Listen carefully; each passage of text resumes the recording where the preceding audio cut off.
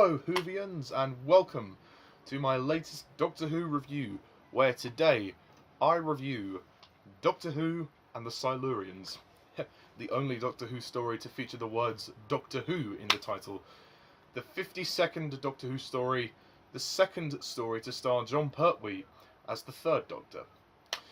Okay, the adventure continues with Doctor Who and the Silurians, which is also the first story to feature the Silurians.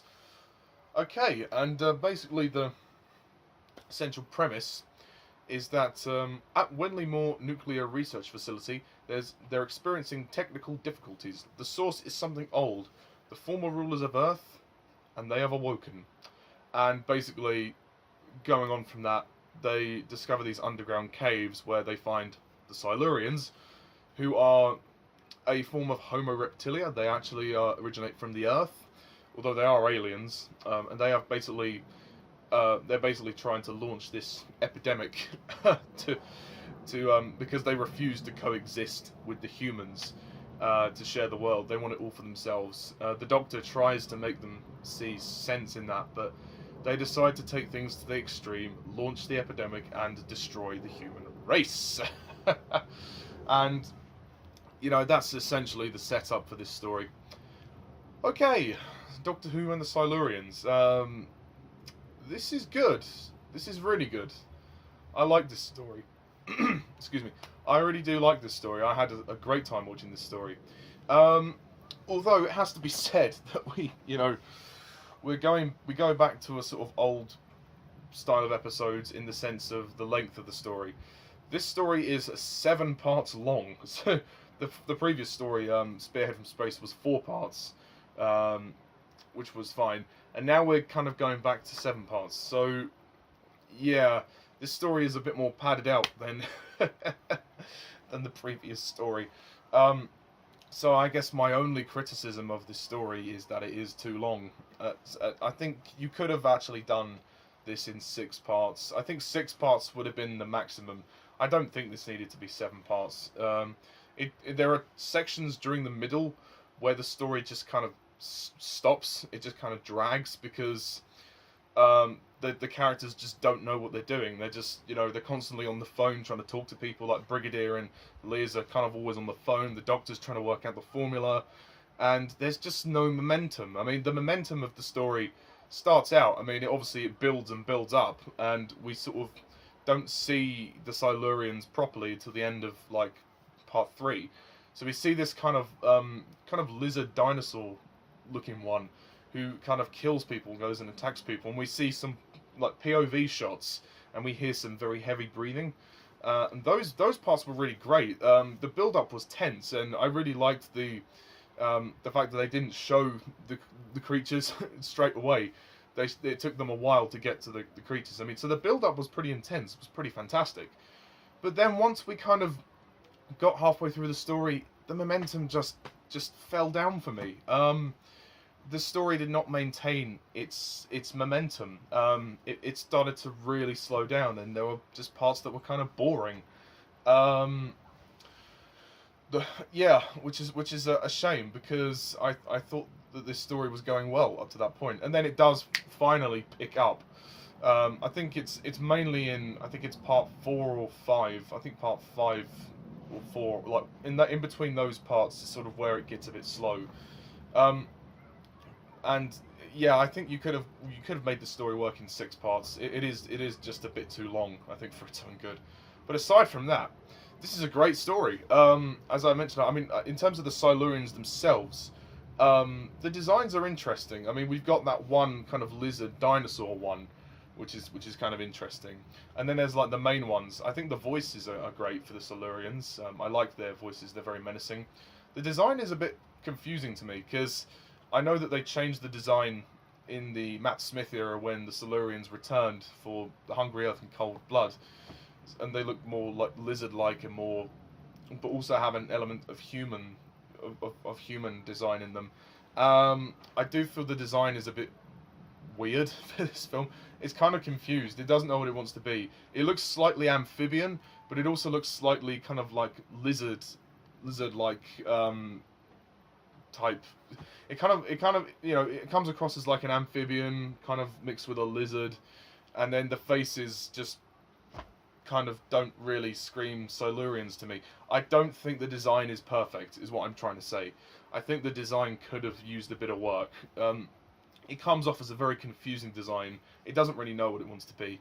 And to think that they are sort of essentially the owners of Earth, you think there would be an element of human in their design. I mean, in terms of, I suppose they walk on two legs and whatnot, and they speak English, so I guess that sense they do have some human elements to them, but they are aliens. Yeah, I mean, as far as villains go, I mean, it was intense, and I think the direction of the story is great. Timothy Combe directs the story, and he does it quite well. He manages to make them scary, so at least we have that. The design will go on to improve in later stories. I mean, this is only their first story, so I'll forgive them. But and the script is good. I like the script. I think the moments with the characters are great. I mean, the acting is terrific. John Pertwee as the Doctor is fantastic. He seems like he's really sort of settled into his role now. He knows who his Doctor is, and there is a very clear distinction between the first two Doctors and the third Doctor. So I like his approach very much.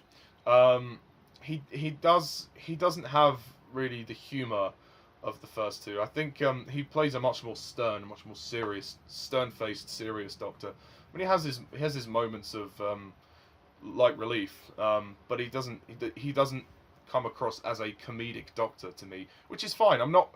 That's not a criticism. It's just an observation. Because there are 12 actors, well, 12 male actors that have played this part. So he was the third, so he had to try and do something different to not only William Hartnell but to Patrick Troughton. So I give him credit for it, and I think he's great. Caroline John again as Liz Shaw. She's good. I think she's actually better in this story. She has a lot more to do. She's much more involved in the story. She kind of is more aware of kind of the Doctor and his world and kind of who he is, and she's very much she's much more trusting of the Doctor this time. She will always trust the Doctor over anyone else, or well, the Doctor in Unit, I should say. Speaking of Unit, Brigadier Lethbridge Stewart, Nicholas Courtney returns as Brig. And I like him very much. He's good. I mean, you can see this guy in this story. He's dealing with a lot of stress. He's constantly on the phone to people, trying to calm them down, trying to keep them reassured that things are gonna improve and that they're gonna find an antidote for the poison that was released that that people came under. So he's really struggling to manage all of this, and he's kind of having to go with his gut and trust the Doctor, even though the Doctor doesn't always keep him in the loop, which is a slight problem. I mean, because when Dr. Quinn dies, the Doctor doesn't actually tell Brigadier about that. So, yes, Brig only finds that out later on from Miss Dawson, who was a known colleague of Quay.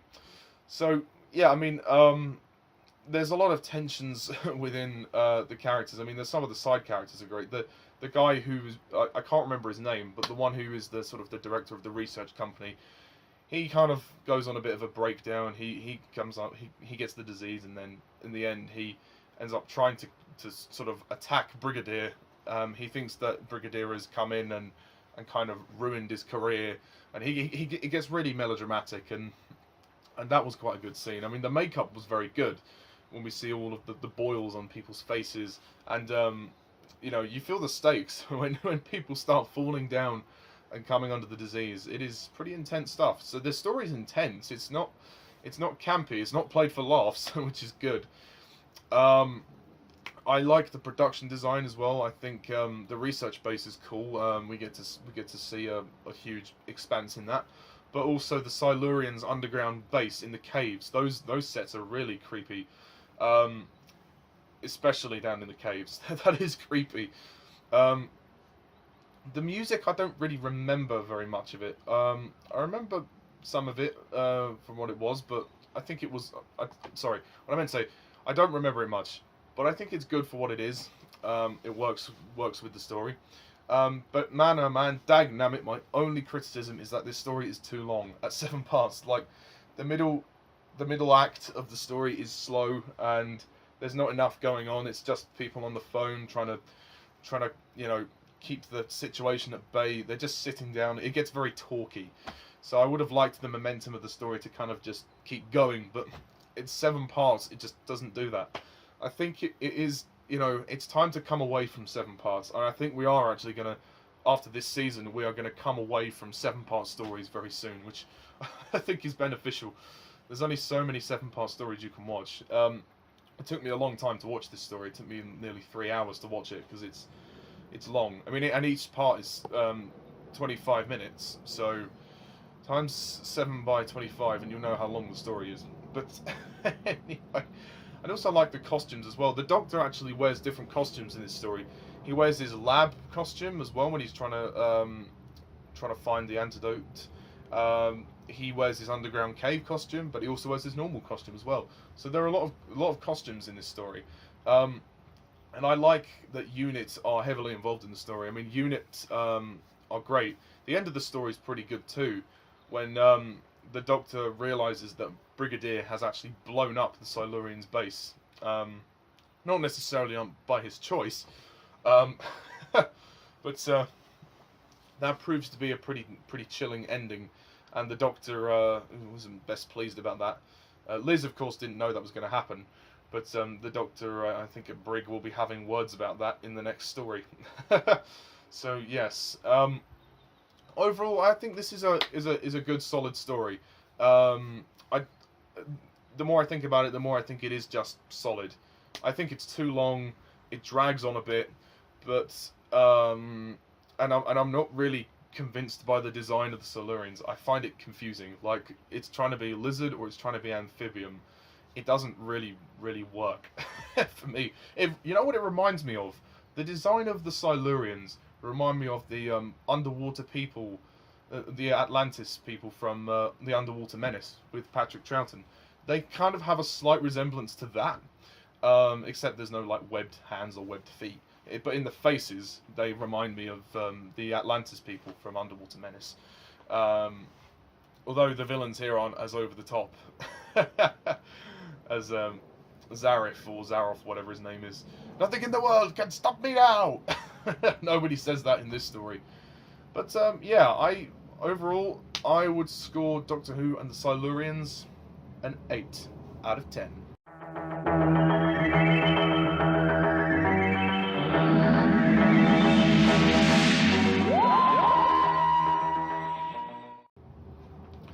So, that's my review of Doctor Who and the Silurians.